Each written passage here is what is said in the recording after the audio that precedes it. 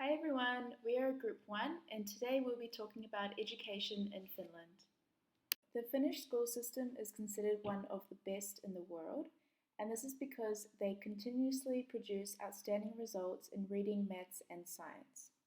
In Finland, all children receive 9 years of basic education, which they start at 7 years old, unless they need special needs education. Then they either go to upper secondary education or vocational education, which lasts for 3 years. So this is like their high school. And the entrance into these schools is determined by the student's GPA or by a test. So upper secondary education is more academic focus, which prepares students to enter university. And vocational education is a school that is more for learning vocational skills. Although you can enter university through both of these schools, but just one is more academic focused than the other. An entrance into further studies, like university, is determined by a test. School in Finland is completely free all the way through to tertiary level, and most schools are at the same level. There aren't really any schools that are better or worse than others, and this is because schools are not allowed private funding and they are not allowed to charge fees from the parents. So Finland has very high taxes, so all schools get their funding from the government, which comes from taxes. Teachers in Finland are very well trained. They need to at least have a master's degree. And being a teacher in Finland is regarded as a very high status job, and it is very highly sought after job. Teachers in Finland have a whatever it takes kind of attitude. So this means that if a student is struggling, the teacher is not annoyed. Rather, they like the challenge and they enjoy collaborating with other teachers to find a solution to the problem. And because of this, almost 30% of children receive some kind of special help during their first 9 years of school. Sisu is a Finnish concept that means strength and perseverance in a task that seems impossible. And this is translated into the Finnish education system, and that children are taught early on to finish a task no matter how hard it seems. In Finnish schools, trust is key.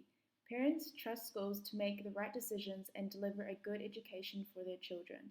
And schools trust their teachers, as the teachers are the ones that make the decisions in the classroom and how the classroom is run. In Finland, there is no culture of extra private tuition, and less than 2% of students attend private schools. In the schools, children are not compared to each other, and standardized tests are not common. And there are no special AP classes, and there are no ranking between the classes. School system is built on the foundations of reforms that took place in the 1970s and the 1980s. Therefore, it has certain stability because the plans remain in place for a significant amount of time so they can get a chance to work, which is very different from here in Mexico, where the plans are changed constantly depending on the president. And summer breaks last from 10 to 11 weeks. And finally, every child that is a permanent resident in Finland can get access to basic education, which is from first grade all the way to ninth grade. And local authorities assign the school to the kids, but if they want to go to a different school, they can also apply to a different one. Due to a recent influx of immigrants in Finland, many students come from refugee or immigrant backgrounds. Some schools actually provide extra language classes for free for immigrant children to learn their native language. The aim of this is to provide families with the tools necessary to retain their mother tongue and not to assimilate immigrants, but rather to integrate them into society. It is very clear, as we will see in the later slides, that learning a second language is very important to Finnish people. They believe that learning a second language early on exposes you to different ways of thinking. There have been some comments that previously multicultural education in Finland was very focused on only immigrant students and regarded them as the other, whereas now the new stance views multicultural education as a way to benefit all students, not just foreign students. So I found this quote which I feel represents this perfectly. And it says, multicultural education is no longer only for minority students, but is closely connected to supporting the development of an ethical stance among all students, which is based on the ideals of humanism, democracy, and human rights. Also, both genders are in balance, meaning that there are as many boys as girls in the classroom. In Finland, they also offer individual assistance for students with special needs and ethnic backgrounds. They also try to make heterogeneous groupings in the classroom, meaning that an attempt is made to distribute the immigrant children as evenly as possible, so not all in one classroom. And they also mention that there still needs to be teacher training. Um, there's a need for more teachers from immigrant backgrounds. Foreign languages in school. Finnish students will learn at least 3 languages during school: Finnish, Swedish, and a foreign language, which is usually English. There are also variations in each school, but generally learning English is very dominant, and there are 4 syllabi for language learning. The first 2 which are mandatory, and the other ones which are optional. The mandatory are in primary schools like 3rd grade or 6th grade, in which they will take the 3rd language, and the optionals are between grade 3 to 6 or 7 through 9.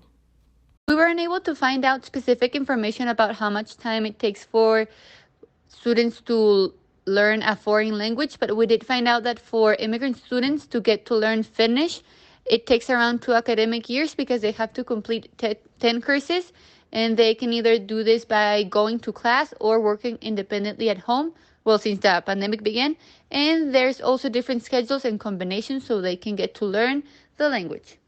Education, the school year begins around mid-August and lasts 22 weeks, and a typical school day begins at 9 a.m.